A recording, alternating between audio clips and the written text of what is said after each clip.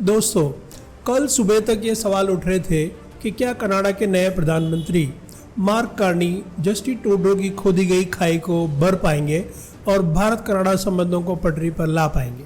लेकिन शाम होते होते इसका जवाब मिल गया जब प्रधानमंत्री मार्क कार्नी ने खुद प्रधानमंत्री नरेंद्र मोदी को फ़ोन कर G7 समिट में शामिल होने का निमंत्रण दिया।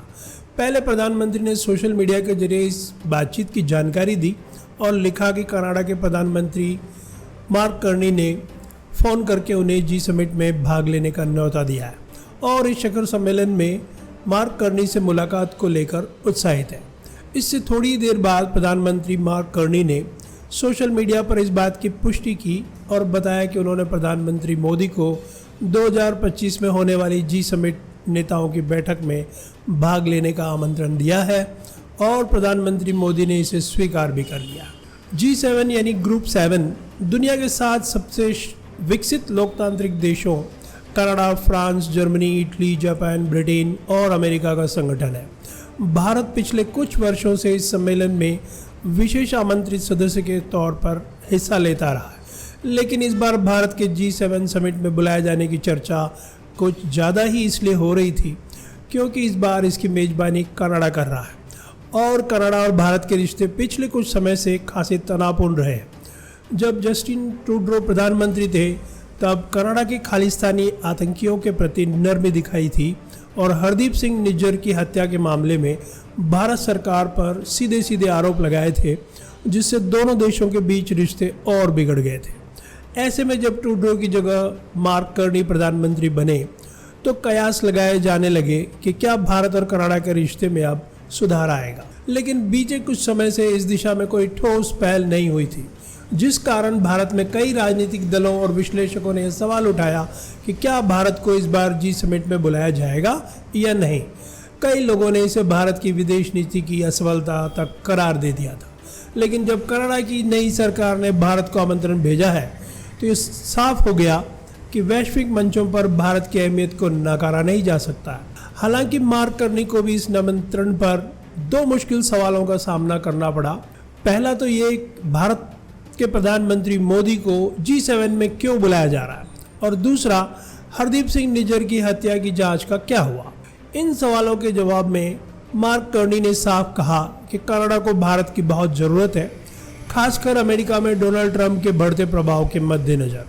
मार्क कार्नी ने माना कि भारत को नज़रअंदाज करना असंभव है और उसके पीछे कई ठोस कारण हैं। पहला और सबसे बड़ा कारण यह है कि भारत आज दुनिया की 5वीं सबसे बड़ी अर्थव्यवस्था है। जब दुनिया की 7 प्रमुख अर्थव्यवस्थाएं मिलकर आर्थिक दिशा तय कर रही हो तब भारत को शामिल किए बिना चर्चा अधूरी मानी जाएगी। दूसरा कारण चीन की बढ़ती आर्थिक और सामरिक ताकत के खिलाफ एक लोकतांत्रिक संतुलन बनाना है।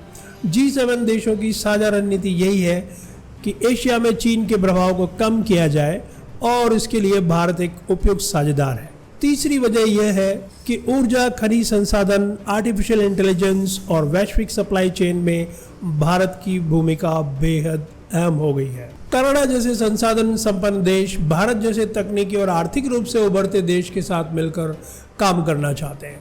चौथा कारण है कि ट्रूडो काल में बिगड़े भारत कनाडा रिश्तों को अब सुधारने की कोशिश की जा रही है और G7 समिट के माध्यम से दोनों देशों के बीच संवाद को फिर से मजबूत किया जा सकता है। पांचवी और अहम वजह है प्रधानमंत्री मोदी की वैश्विक लोकप्रियता और भारत की रणनीतिक हैसियत। चाहे ट्रंप हो, पुतिन हो या मैक्रो, सभी वैश्विक नेता मोदी को एक प्रभावशाली नेता के रूप में मान्यता देते हैं।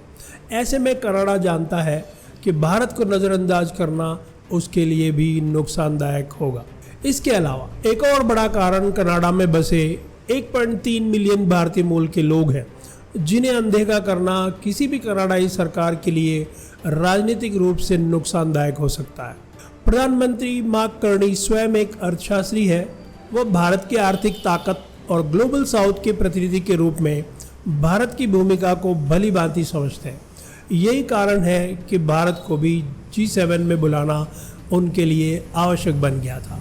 हालांकि यह मामला केवल वैश्विक कूटनीति तक सीमित नहीं रहा, बल्कि भारत में इस मुद्दे पर भारी राजनीतिक बयानबाजी भी हुई। विपक्ष जो कल तक सरकार से सवाल कर रहा था कि भारत को G7 का निमंत्रण क्यों नहीं मिला, अब निमंत्रण मिलने के बाद भी नई नई दलीलों के साथ सरकार की आलोचना कर रहा है। कुछ नेताओं ने कहा कि भारत को यह निमंत्रण अपमानजनक तरीके से मीडिया में खबरें आने के बाद मिला, तो कुछ ने कहा कि प्रधानमंत्री मोदी केवल विदेश यात्रा करने में व्यस्त है और इससे भारत का नुकसान हो रहा है। वहीं दूसरी ओर कुछ नेताओं ने इस निमंत्रण को भारत की बढ़ती वैश्विक हैसियत और मजबूत विदेश नीति का प्रमाण माना और कनाडा सरकार का धन्यवाद किया कि उन्होंने समय रहते भारत को विशेष आमंत्रण भेजा। पाकिस्तान भी इस पूरी स्थिति से असहज नजर आया, क्योंकि वह पिछले कुछ समय से ये प्रोपेगेंडा फैला रहा था कि भारत वैश्विक मंचों से अलग थलग पड़ता जा रहा है और कनाडा ने उसे G7 में नहीं बुलाया। लेकिन अब जब भारत को औपचारिक आमंत्रण मिल चुका है तो यह प्रोपेगेंडा भी धराशायी हो गया। आपको बता दें कि G7 की आगामी बैठक कनाडा के अल्बर्टा प्रांत के कानानास्किस क्षेत्र में 15 से 17 जून तक आयोजित की जाएगी। G7 की शुरुआत 1975 में France, Italy, West Germany, America, Britain और जापान द्वारा की गई थी।